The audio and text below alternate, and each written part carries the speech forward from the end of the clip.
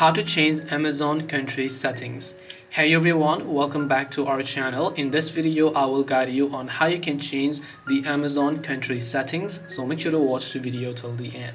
If you would like to change the country settings or the country or region for your Amazon app, now one of the easiest ways you can do this is nowadays right when you open the Amazon app, you'll get a little pop-up to change and always change this country or region if you want. So right when you open it, even after you are logged in, you'll find this. But let's say you just happen to miss this as well, and now you are logged into the Amazon home interface. To do this, all you have to do is from the bottom you'll find the profile like icon here, which you can use to just tap on it.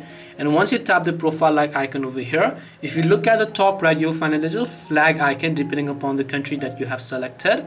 So now you can just tap this flag icon here, and after you have done that, now you can change the country or region as well as also the language. And then don't forget to tap the save or the done option here after you make your changes.